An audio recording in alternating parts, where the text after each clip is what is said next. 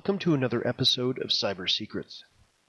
In this episode, we will discuss on how to do computer forensics with a limited budget. First, write block using a registry hack. Second, use FTK Imager to make a forensically sound copy of the drive. And third, using Autopsy to do the analysis.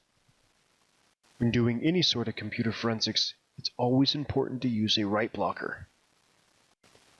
Imagine we just received a USB thumb drive into evidence. The suspect is accused of hacking and violating the corporate communications policy by using unauthorized software, such as Tor.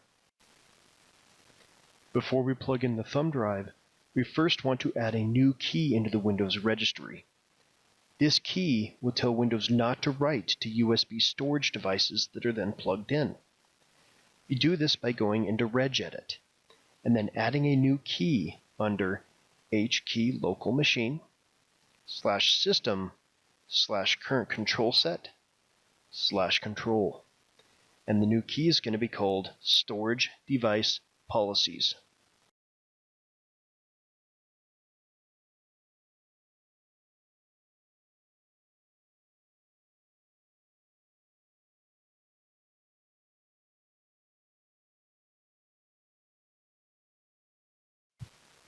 Now that the storage device policies key has been created, we need to create a DWORD value. The name of this new DWORD value will be WriteProtect. WriteProtect can contain two values, 0 equals off and 1 equals on.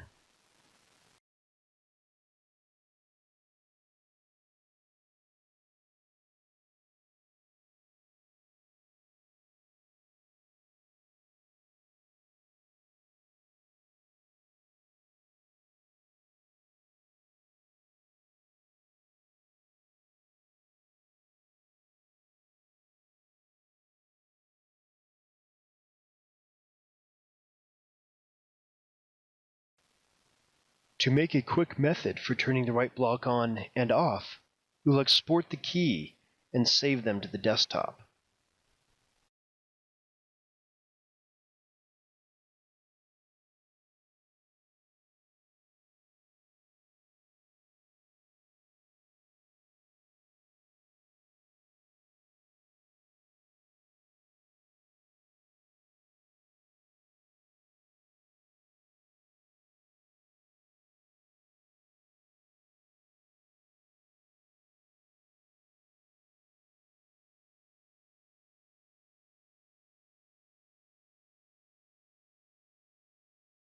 Now, let's test the new toggle switch. Watch the registry value in the background as we run WriteProtect on.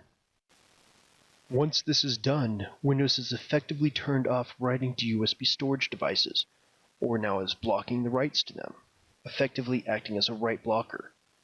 Now you can insert your USB thumb drive into the computer. Now that we have the USB on the system and it's write blocked, open up FTK Imager to make a bitstream copy. First thing that we want to do though is verify that we have the right drive. So we're going to choose physical drive, hit next, and then make sure that we have the right one. See, there's 3 drives here. If you have the wrong drive, you can make a mistake such as making a bitstream copy of your hard drive onto your hard drive. At that point, you're going to be DOSing your own workstation. So at this point, we've just verified that it is the right drive. Now we can right-click on it and then export disk image. Once you export it, go ahead and add. You want to make a raw DD copy. That's a universal generic copy.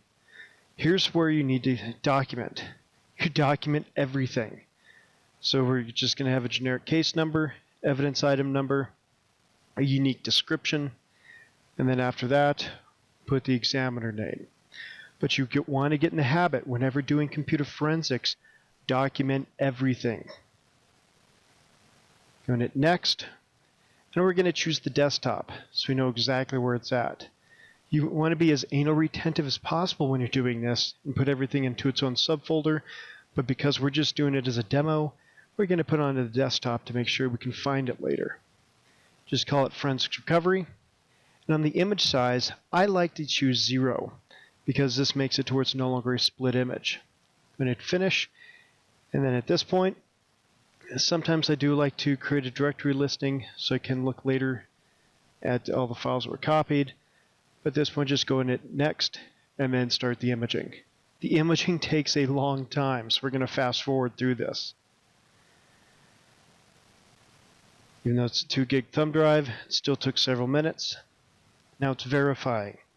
So what you want to do in forensics is document everything and verify everything. Once the verification is complete, it'll show us the MD5 hash. The computed hash and the reported hash, they're the same. The SHA hash, computed hash, and reported hash, they're also the same. This is good. This is what we want to see. So let's go and close out of here. And then on the desktop, it's made a document file with a forensics recovery dd.txt. We'll open it up. This has all the information that you just added into it. It also has the computed hashes and the verification hashes and when it was acquired. This is important. Again, document everything when dealing with forensics. Let's go and close that FTK imager. Now we're going to open up Autopsy. Autopsy is a great free resource. It's one of the sayings, you get what you pay for. This is free. You actually get a lot, even though it is free. So go ahead and start a new case. Once we start a new case, we're going to point it to that DD image that we just created with FTK. Go ahead and start a case file. Again, document everything. Go hit next. Again, case number, examiner. And if you look at the top left-hand side, it just created a folder called 001. This is the folder where all the data is going to be dumped into. Now, we want to make sure it's an image file. We just created an image file with FTK Imager. So keep it as image file. Now we're going to want to point to that image file. Get FTK Imager. Just created. Let's go and hit open. And then the time zone that you're currently in. Once you have the time zone, everything else is set. Go and hit next. And in this window, there's a lot of extra things it'll look for. The one huge benefit is it actually also looks for Thunderbird. That's an email client that a lot of the forensics tools will not look for. So again, at this specific area, go through each one. Even has some pre-allocated text strings that you can even look for, which makes things really nice. It even has the ability to look for hashes, like your National Software Reference Library hash. In this specific area, we'll look for things like IP addresses, phone numbers, so it does some pretty good grep expression searches as well. And what I do like about Autopsy is it does seem to have a little bit less false positives than some of the other tools that I've played with, even the commercial tools. What this is doing, though, in the data carving scope is indexing. So if you've heard the term indexing from any of the other tools, it's basically what it's doing right now. We're also going to want to do the unallocated space in case anything was deleted. So as soon as you start this, this is going to take a long time. If you thought imaging took a while, this takes forever. For example, the indexing on this 2 gig drive took 20 minutes. Now we're going to look for the folder, that 001 folder on the desktop. If you notice how big it is, you can go into the size. It's almost a little bit over a gig for that 2 gig image. So you do need a lot of space for every investigation that you're going to be doing. So some of the features that it has. You can preview the drive just by going up to the data sources, but it also has pre-allocated other items, such as if you see the number for the URLs, the email addresses, the IP addresses, and so forth. But one thing that I do really like about Autopsy, does it a little bit differently than some of the others, is the EXIF, or the metadata. So what EXIF is, that's extra information that they add specifically for graphics. You can even have location services in here.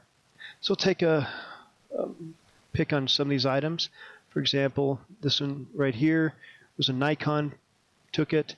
This one was a Canon camera that took that picture. Here's one from an Aris or an HTC Aris, and that specific one does have location services already inside of it, so your longitude, latitude. So this makes it really easy to verify when and where the picture was actually taken. So now we're going to preview the disk. So at the beginning of this whole scenario, we were looking for any potential evidence of Tor traffic. Immediately, you already see Tor browsers already there. Anything that has an X on the image to the left-hand side, that means it's a deleted file. So we've already found some instances of Tor. We found a lot of deleted content, some related to hacking, credit cards, fake IDs, things in that area. So even just undeleting. So this specific area, when you're previewing, when you have the file names, you can recover any of that content. If it has an X on it, that means it was deleted. The data still may be there, and it still may be what's called undeletable. This is still going to be an unallocated space. However, there's a pointer still going directly to that area. You can have it, though, when you try to recover some items that may not work. For example, here, this is an AVI. Autopsy does have an AVI viewer built in. All the data is there. It's pointing to the right space, but it doesn't have the right codec. This is one of the times where you may actually have to use an external or third-party viewer. So go and export this file out. Once we export it out, we're going to use a program that I like called VLC Player. VLC Player allows you to play video codec that some other players won't let you play. What's also nice about it is that VLC is also a little bit more lenient when it comes to damaged files. So if this file was corrupted in any way, you'll have more of a chance of being able to play it with VLC Player than you would with some of even the commercial tools out there. So we can see it opened up just fine, even though Autopsy was not able to, and some of the other forensics tools are not able to automatically as well.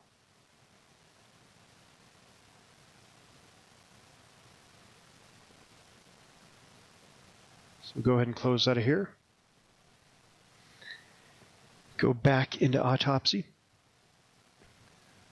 Some of the other things, did want to show you the unallocated space. You could search that if you had keywords that you wanted to look at. But another thing that's nice about it is it pre-allocates file types, such as images, videos, audio, or archives like zip files.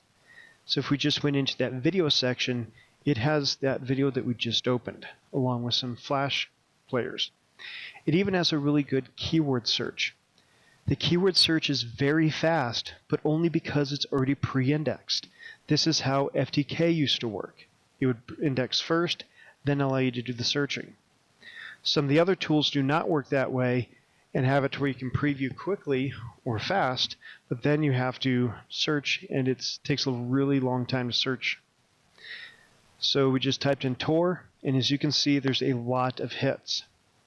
And this is related to what we were looking for at the very beginning of this demo. Some other targeted items, like IP addresses. If you look at those IP addresses, those look very real, or they look like they're probably not false positives. Some of the other IP address searching utilities that I've seen in the past would look for 3-digit, 2-digit numbers, but then they would go above and beyond the 255 number range. Same thing with IP addresses, URLs, email addresses.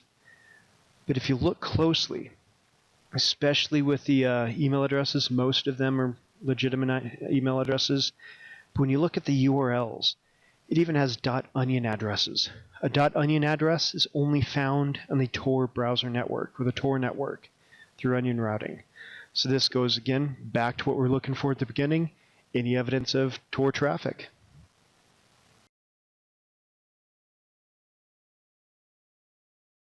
That's one way for doing forensics within a budget.